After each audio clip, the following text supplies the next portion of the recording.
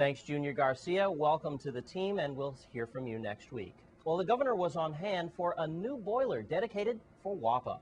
Here's Wes with more. Hi, Jerome. I'm here with Director of WAPA, Hugo Hodge. It's a big day as we're dedicating a new boiler. And of course, you're the big guy here at WAPA, the head chief, and you tell us that this is going to save us millions of dollars a month. You know, people talking about the LEAC and everything. This has got to be a step in the right direction. Well, most definitely. You know, you have a lot of long-term plans that take 2 and 3 years to take place, sometimes more, 4 and 5, because of permitting and different issues. So you need something that's going to impact right away. And this is our immediate impact. This is the waste heat boiler. At current fuel prices, about $1.5 to $2 million a month in savings on the bill. And that can go in two directions. It can be a reduction in the LEAC filing, or it can mean rather than filing a 5% increase, it's a 1% increase. It will be depending on how it goes on the price of fuel, or how everything takes place, or how it takes part. But we're glad to have it on. This plant in St. Croix is operating at an efficiency that we've never seen before anywhere in the history of WAPA. It is running at a heat rate of 8,500. It may not make sense to anybody out there, but in layman's terms, it's operating at least 30% more efficient than it's ever run before. I know they're asking for us now. I think the governor's going to be getting here soon. Congratulations to you guys. You're doing a great job, and to the new boiler. Thank you. To be able to stand here today and recognize that within 2 to 3 years, this entire waste heat boiler will repay itself because of the savings that will be realized on a monthly basis is a tremendous achievement, both in terms of the vision, but also in terms of the current leadership and the tenacity they had.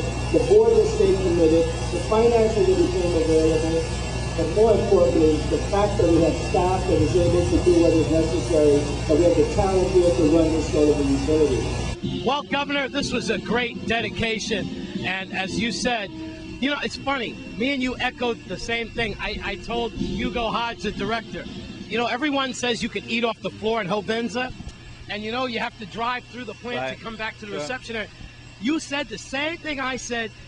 First thing that hit you when you came through is the cleanliness and the safety. The fact that it is so clean in here, I really think is a compliment to the safety program they put in place. I mean, you can't help, I mean, you're fascinated by the equipment, but you can't help but look around the grounds and recognize such a small location with all these employees, how clean it is. And that to me by itself says a lot about the detail taken by the employees of where they work each and every day. This plant has taken a lot of abuse from the sea line and the storms. This is an old plant, and it looks really good. Oh, it looks good. If you just look around at the equipment, you'll see the painting on it, everything. So it clearly is a case where the employees of WAPA here take tremendous pride in the plant, and that's really what caught my eye the first minute when I walked in.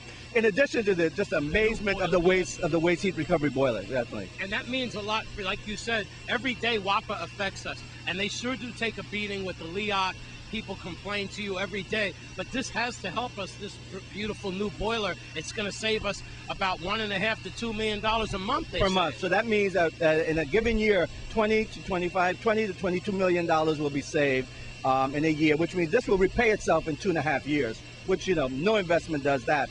But for the consumer, what it means is that, one, there'll be a reduction or there'll be less of an increase going forward. And I understand people being upset about the LEAC, no doubt about it. But that's market forces that's driven that on oil. But as we get off of oil, as we reduce our reliance on oil, people will begin to see that change. Congratulations to this giant project here, going to save us a lot of money a month. We're at the Richmond Water and Power Authority plant. Thanks to the governor and also the CEO, Hugo Hodge, for spending time with News Channel 8 today. I'm Wes Small for News Channel 8. Thanks, Wes. And when we come back from this break, the VI goes to the Hall of Fame. Stay with us on Channel 8.